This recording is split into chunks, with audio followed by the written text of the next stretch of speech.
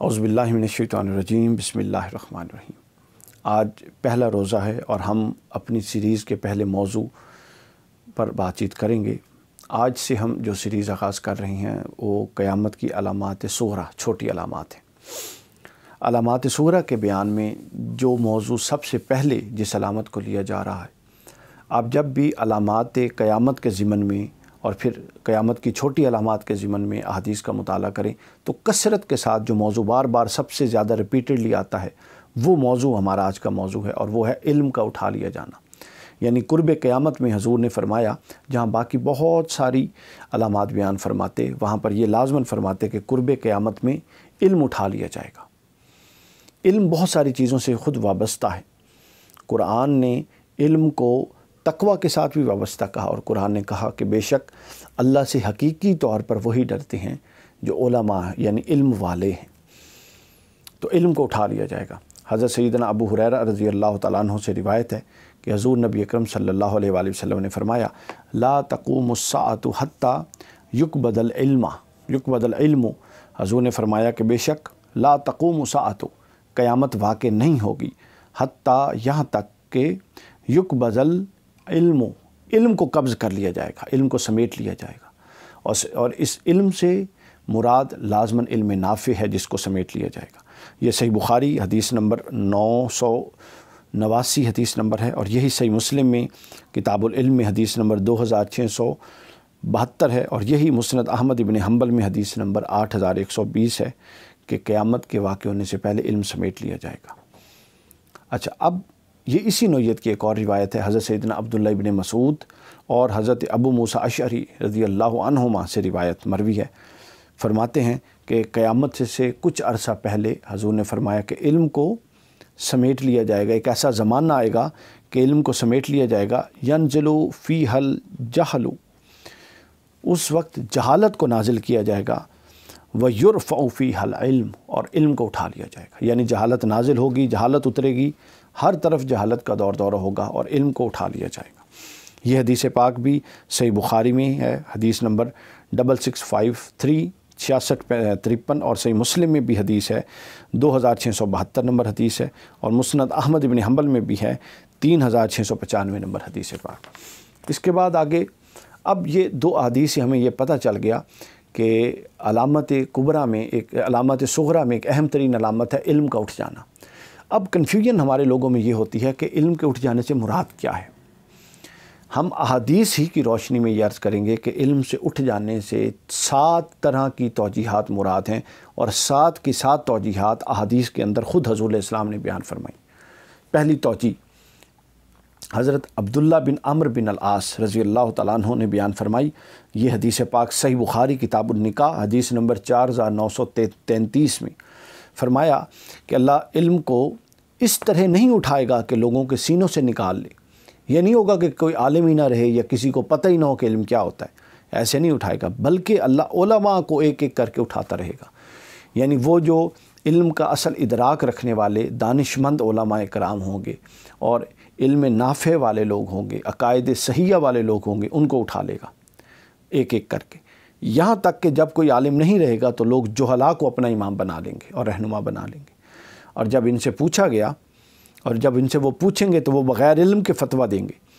یعنی وہ خود بھی گمراہ ہوں گے اور دوسروں کو بھی گمراہ کریں گے۔ یہ پہلی توجیہ تھی جو حضور علیہ السلام نے بیان فرمائی علم کو اٹھا لینے کی۔ یہ توجیہ صحیح مسلم میں ہے، میں نے جس طرح کر دیا، صحیح مسلم میں حدیث نمبر 2673، اور صحیح بخاری میں ہے حدیث نمبر 100 پورا 100۔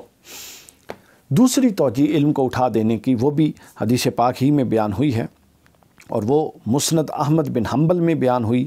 17508، اور امام ابن ماجہ نے السنن میں کتاب الفتن میں بیان کی حدیث نمبر 4048، اور پھر امام ابن ابی شیبہ نے المصنف میں بیان کی حدیث نمبر 30199۔ حضرت زید بن لبید رضی اللہ تعالیٰ عنہ سے بیان ہے، حضور نے فرمایا کہ قیامت کا تذکرہ جب حضور علیہ السلام فرما رہے تھے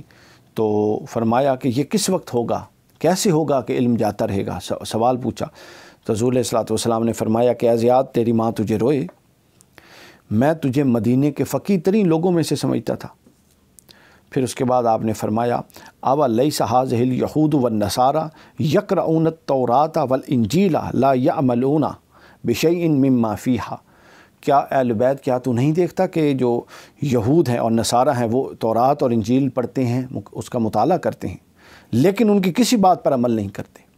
یعنی اسی بد عملی اور زبانی جمع خرچ کے نتیجے میں یہ امت بھی وحی کی برکات سے محروم ہوگی، بس کیل و کال تک بات رہ جائے گی۔ یہ حضور نبی اکرم صلی اللہ علیہ وسلم نے خود دوسری توجیہ فرمائی علم کو اٹھا لینے کی، خود دوسری توجیہ فرمائی کہ قرآن زبانی تو پڑھا جائے گا، حدیث زبانی تو بیان کی جائے گی، جس طرح کے مثال دی یہود و نصارہ تورات اور انجیل پڑھتے ہیں مگر اس پر عمل نہیں ہوگا۔ تیسری توجیہ حضور نبی اکرم صلی اللہ علیہ وسلم نے خود بیان فرمائی، وہ بھی حدیث پاک میں ہے، اور اس حدیث کو امام حاکم نے المستدرک میں بیان کیا، حدیث نمبر 8660۔ بیان فرماتے ہیں کہ قرب قیامت کی نشانیوں میں سے یہ ہے کہ معاشرے میں جو برے لوگ ہیں، اشرار ہیں، ان کی کثرت ہوگی، ان ترفع الاشرار و تعزى الاخیار، جو برے لوگ ہیں ان کی کثرت ہوگی اور ان کا رتبہ بلند ہوگا، اور جو اخیار نیک لوگ ہیں وہ کم ہوں گے اور ان کا رتبہ گرا دیا جائے گا، اور کیل و کال یعنی بحث اور مناظر عام ہو جائے گا، اور عمل بند ہو جائے گا، عمل پر تالے پڑ جائیں گے۔ پھر اس کے بعد ایک لفظ آپ نے بیان فرمایا کہ لوگوں میں مسنا پڑھی جائے گی اور اس میں سے کوئی ایک بھی اس کا انکار نہیں کرے گا۔ تو صحابی نے عرض کی یا رسول اللہ یہ مسنا کیا ہے؟ تو حضور نے فرمایا مسنا یہ ہے کہ اللہ کی کتاب مکتوبت سوا کتاب اللہ کی کتاب اور اس کی تعلیمات کے خلاف جو کچھ لکھا جائے گا کوئی اس کے خلاف آواز بلند کرنے والا نہیں ہوگا۔ یعنی یہ قیامت کی علامات میں سے ہے کہ حق بات قرآن اور سنت کے خلاف جو کچھ لکھا جائے گا، جو کچھ لکھے گا کوئی اس کے خلاف بات کرنے والا نہیں ہوگا۔ یعنی جب کوئی بری بات کی جائے گی جو صریح حق سے ٹکرائے تو اس کا رد کرنا ضروری ہے، بر وقت اس کا رد ضروری ہوتا ہے تاکہ اس کو کوئی آگے نسل عقیدے کے طور پہ نہ لے لیں۔ لیکن حضور نے فرمایا کہ کوئی اس کا رد کرنے والا نہیں ہوگا، اور یہ ایک صورت ہوگی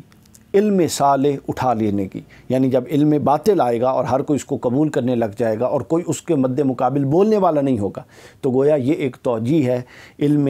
نافع کو اٹھا لیا جائے گا قرب قیامت میں، اور یہ امام حاکم نے المستدرک میں حدیث نمبر 8660 بیان فرمائی۔ پھر اس کے بعد آگے ایک اور روایت ہے، وہ بھی اسی مفہوم کی وضاحت میں ہے۔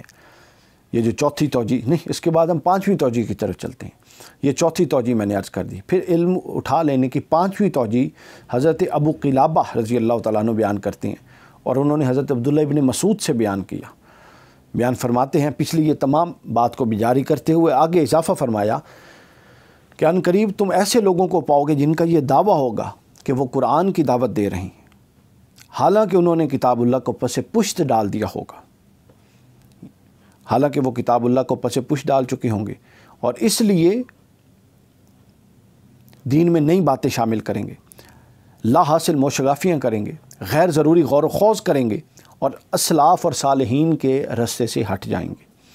یعنی وہ اپنے مسلک، اپنے گروہ، اپنے فرقے کا تو دفاع کریں گے، لیکن اسلام کی جو اساسی تعلیمات ہیں اور جو فہم اسلاف منتقل ہو رہا ہے اس کا دفاع نہیں کیا جائے گا۔ اس کو امام دارمی نے السنن میں بیان فرمایا حدیث نمبر 143،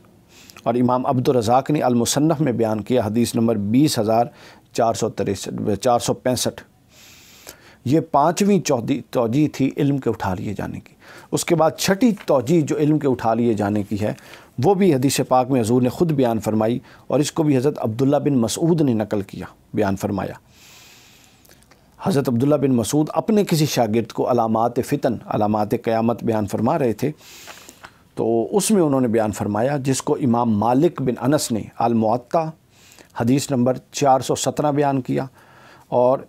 السنن الواردۃ فی الفتن حدیث نمبر 317 میں یہ بیان ہوئی۔ فرماتے ہیں کہ اس زمانے میں قرب قیامت کی علامات بیان کرتے ہوئے فرماتے ہیں کہ اس زمانے میں قرآن کے حروف سے زیادہ اس کی حدود کی نگہداشت ہوتی ہے۔ یعنی یہ جو زمانہ ہے عہد صحابہ اپنے زمانے کی طرف اشارہ تھا کہ یہاں حروف سے زیادہ حدود کی نگہداشت ہوتی ہے، اور مانگنے والے کم اور دینے والے زیادہ ہیں، لوگ خطبہ مختصر اور نماز لمبی کرتے ہیں۔ یہ تین علامات بیان فرمائے۔ آگے فرماتے ہیں اس زمانے میں جو آخری زمانہ قرب قیامت کا ہوگا اس میں اعمال کو خواہشات پر مقدم رکھا جائے گا،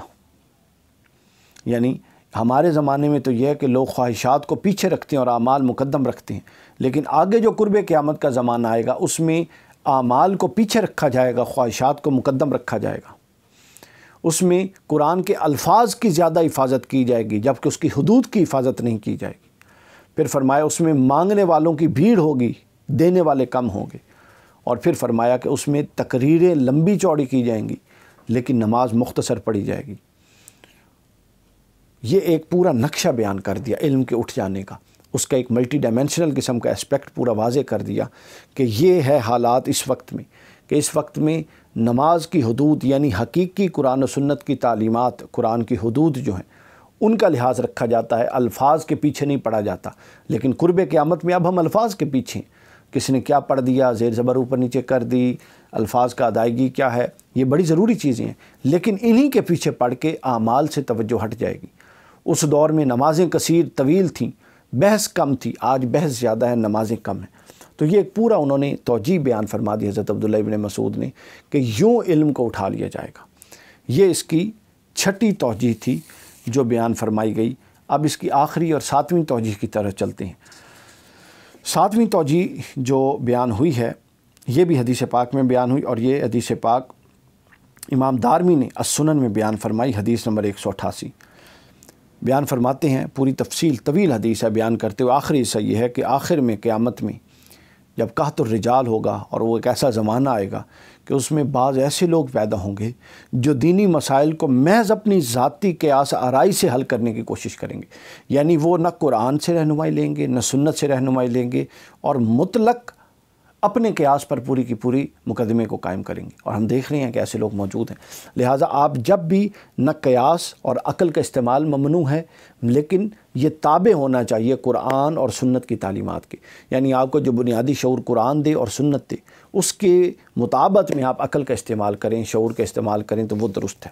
یہ ساتویں توجیہ تھی کہ قرآن و سنت کی تعلیمات کے بغیر محض قیاس پر فیصلہ کیا جائے گا۔ تو یہ 7 توجیہات بیان ہوئی ہیں، علامات قیامت اور جو صغرا علامات قیامت ہیں، چھوٹی علامات، ان میں پہلی علامت کہ علم اٹھ جائے گا، اور علم کیسے اٹھ جائے گا اس کی 7 توجیہات احادیث میں بیان ہوئیں، وہ ہم نے آپ کے سامنے خدمت میں عرض کر دیں۔ اللہ تعالیٰ سے دعا ہے کہ ہمیں علم نافع کی دولت وافر اور زیادہ علم نافع میسر فرمائے، اور نہ صرف علم نافع میسر فرمائے بلکہ اس علم نافع پر عمل کرنے والا بھی بنائے۔ والسلام وما علینا الا البلاغ۔